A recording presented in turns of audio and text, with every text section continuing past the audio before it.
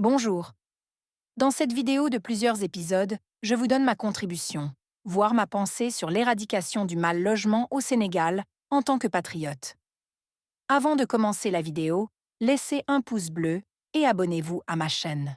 Cela m'encourage à continuer et à vous donner plus de contenu. Donc, je pars du principe que l'État du Sénégal fasse appel au diaspora bon, c'est-à-dire emprunter l'argent auprès de la diaspora sénégalaise partout dans le monde, afin de donner un toit aux 200 000 jeunes Sénégalais qui atteignent 18 ans chaque année dans tout le pays, grandes villes, moyennes villes et petites villes. Nous allons ensemble calculer combien d'argent reviendra à chaque Sénégalais de la diaspora si l'emprunt est au taux de 7% remboursable après 10 ans. Combien revient à chacun si l'État fait appel au bon vouloir et à la capacité de chaque citoyen de la diaspora.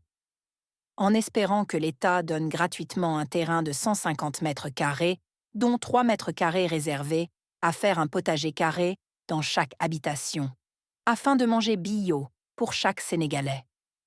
En espérant que l'État donne un prêt de 10 millions de francs CFA à chaque propriétaire, au taux de 8% remboursable dès la deuxième année, et cela pendant 25 ans.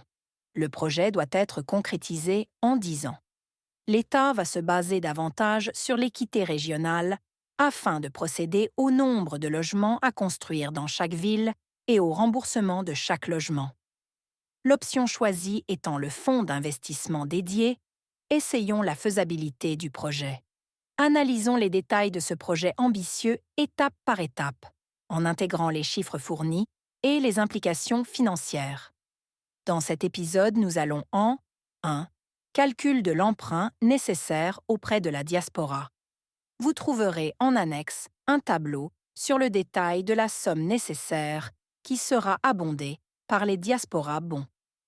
En chapitre 2. L'emprunt auprès de la diaspora sénégalaise.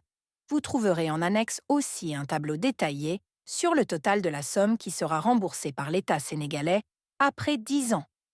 Tableau 2. Emprunt auprès de la diaspora sénégalaise. Dans le chapitre suivant, 3. Contribution individuelle de la diaspora sénégalaise, adaptée à la diversité des capacités contributives, on va analyser ensemble la faisabilité du projet. La diaspora sénégalaise est composée de millions de personnes réparties dans le monde, ayant des niveaux de revenus et de capacités financières très variés.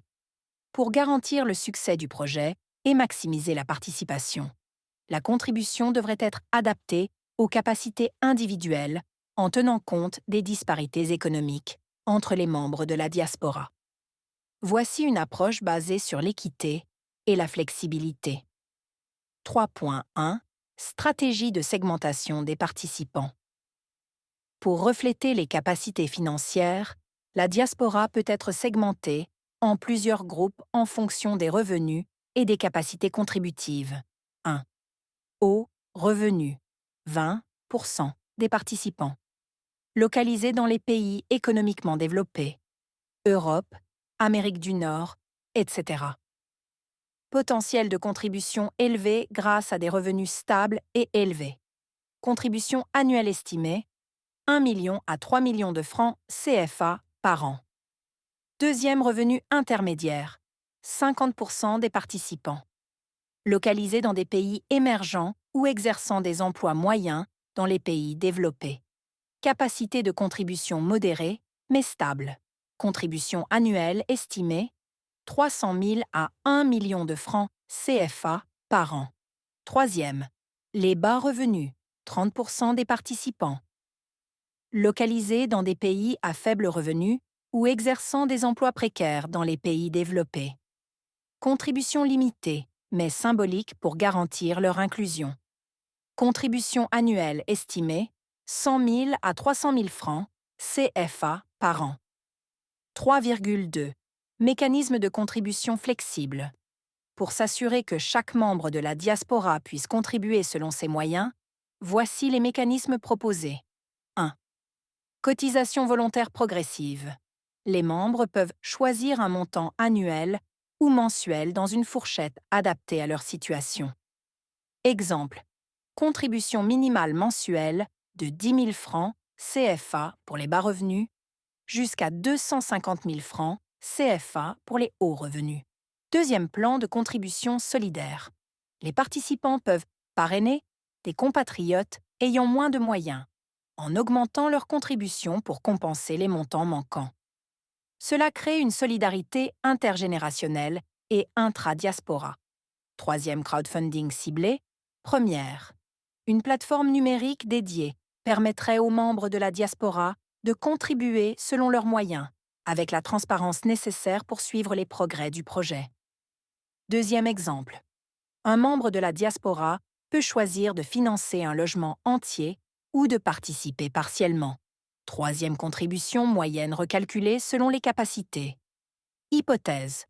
3 millions de membres dans la diaspora. Répartition des participants par groupe. Haut revenu, 20% égale 600 000 participants. Revenu intermédiaire, 50% égale à 1 500 000 participants. Bas revenu, 30% équivaut à 900 000 participants. Je vous donne également en annexe la contribution annuelle moyenne et détaillée par groupe. 3,4 avantages de cette approche. 1. Inclusivité. Tous les membres de la diaspora, quel que soit leur revenu, peuvent participer. Deuxième, solidarité. Les contributions plus élevées des hauts revenus soutiennent les groupes moins favorisés. Troisième, transparence. Une plateforme en ligne dédiée rend les contributions traçables, renforçant la confiance. Quatrième, résilience financière. La flexibilité garantit une collecte stable, même en cas de crise économique. Mise en œuvre recommandée. Créer un fonds national des Diaspora Bonds, FNDB. Gestion centralisée des contributions, avec transparence et rapport périodique. Lancer une campagne de sensibilisation mondiale. Impliquer les leaders communautaires pour mobiliser la diaspora. Développer une plateforme numérique. Outils de contribution flexibles, paiement en ligne, mobile, etc. Visualisation des logements financés par région et par groupe. Adapter les incitations. Reconnaissance symbolique pour les contributeurs, certificats, distinctions. Avantages fiscaux pour ceux situés dans les pays partenaires.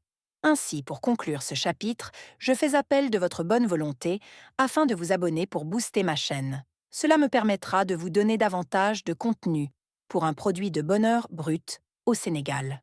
Je vous remercie et au prochain épisode. À très bientôt.